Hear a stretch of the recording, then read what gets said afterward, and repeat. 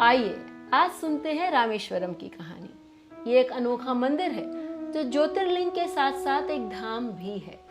हिंदू धर्म के सबसे पवित्र तीर्थ स्थलों में एक रामेश्वरम वह स्थान है जहां भगवान शिव का वह ज्योतिर्लिंग विराजमान है जिसे स्वयं भगवान श्री राम ने स्थापित कर पूजा किया था।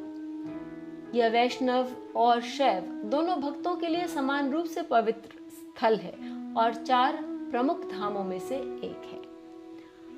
भारतीय प्रायद्वीप और श्रीलंका के बीच स्थित एक छोटे द्वीप पर बसा रामेश्वरम प्राचीन ग्रंथों और महाकाव्यों में वर्णित है।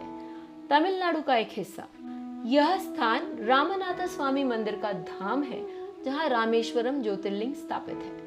वर्तमान मंदिर की भव्य संरचना 17वीं शताब्दी में भारत के राजाओं ने निर्मित कराई थी, जिनमें श्रीलंका के राजाओं का भी योगदान रहा। यह मंदिर का गलियारा सभी हिंदू मंदिरों में सबसे लंबा माना जाता है।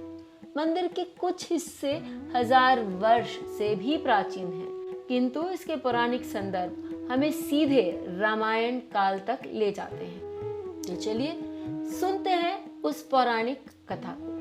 जब रावण माता सीता का हरण कर उन्हें लंका ले गया, तब श्री राम सुग्रीव और वानर सेना की सहायता से उनकी खोज में निकले। हनुमान जी के समाचार देने पर श्री राम लक्ष्मण, सुग्रीव और विशाल वानर सेना के साथ समुद्र तट पर पहुंचे।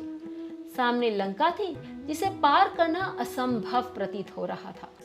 रावण और उसके बलशाली भाई पुत्रों के पराक्रम को जानकर श्री राम मन ही मन चिंतित थे।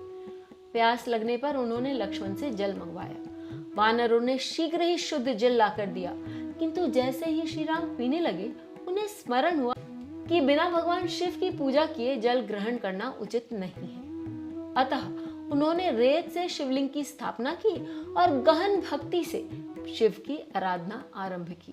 उन्होंने स्तुति, मंत्रोच्चार, ध्यान और नृत्य कर भगवान शंकर को प्रसन्न किया।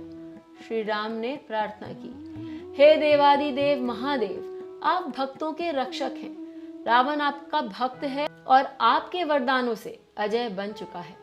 मैं भी आपका शरणागत हूँ। समुद्र पार कैसे करूं और वानरों की सेना के साथ इस युद्ध में कैसे विजय प्राप्त करूं? कृपया मेरा साथ दे और मुझे आशीर्वाद प्रदान करें।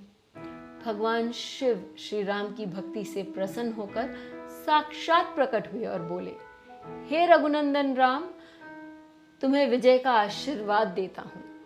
तब श्री राम ने हाथ जोड़कर विनती की, प्रभु आप कृपया यहीं विराजमान हो जाइए ताकि यह स्थान सदा पावन रहे और मानव मात्र को पवित्र करने वाला बन जाए। शिवजी ने उनकी प्रार्थना स्वीकार की और ज्योतिर्लिंग के रूप में प्रकट हुए। यही लिंग आज विश्वविख्यात रामेश्वर ज्योतिर्लिंग के नाम से पूजित है।